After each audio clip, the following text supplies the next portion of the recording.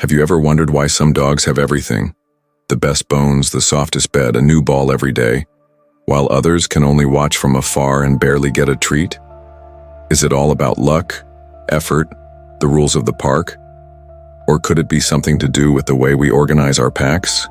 What if there was a different way to share toys, bones, and even decide who holds the lead? Stick with me because today we're digging deep and rethinking how society works, all through the eyes of those who know most about fairness and snacks: a dog. At first, it all seemed simple. Dog bakes meaty biscuits, sells them at the local pet shop, gets 5 bones as payment. Dog's happy, bakes more snacks. Before long, he can't keep up and invites a mate to help. The mate cooks, the first one sells, and in the end, the helper gets just 1 bone while the other keeps 4. Could you split it a bit more? The helper asks, while the first dog is already buying a golden bed just for his Instagram pics. The helper gets tired, hears, work harder, chase more, be your own boss. As other dogs join, they end up with crumbs, even though they do most of the mixing. The boss builds a treat empire, and those who bake can hardly grab a bite for lunch. They complain, "Why does only he get so many bones?" The boss growls, "It was my idea, I took the risk." One friend tries to start their own stall, but the other charges rent for the pitch. It goes nowhere. Just a few dogs chew many bones. Most only get a sniff. The system isn't broken. It was made that way. Not for those stirring the mix, but for those running the park. Then along comes the goose's system. Now all dogs plant tomatoes. If you harvest little, you still eat. Goose says, "Every dog does what they can, takes what they need. All share tomatoes, bones, kennels. No dog owns a bed, everything's communal. Everyone works sometimes, some more, some less, some not at all. Goose makes the rules, decides who gets what. Ask for 5 bones, Goose gives you 2.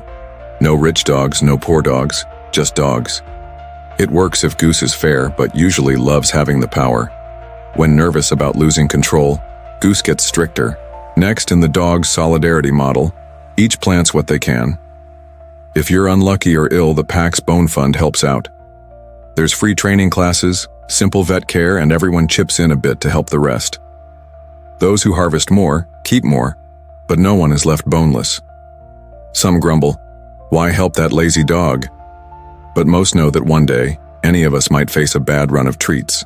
It's not perfect, but it's fairer than running alone in the park. Now imagine a park with just one boss, the goose. No votes, no discussion, only orders. Disagree and you're scolded or lose your toy. Goose controls the rules, bones, and the pack party invites. Bark too loudly? That's trouble. Try posting a meme. Blocked. The park gets ever quieter. But that isn't peace, it's fear. And the dogs start to dream of freedom, of choice, of their pack being heard. Because for a dog, freedom is never chaos. It's having a chance to be heard, to share the park, for everyone to run together, each with their own bone. If this video made you see the dogs and humans world in a new way, give us a like.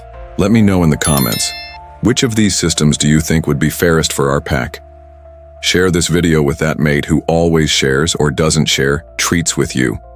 Subscribe for more incredible and thought-provoking stories from the canine universe. And remember, every dog has their way, but everyone deserves to run happily in the park.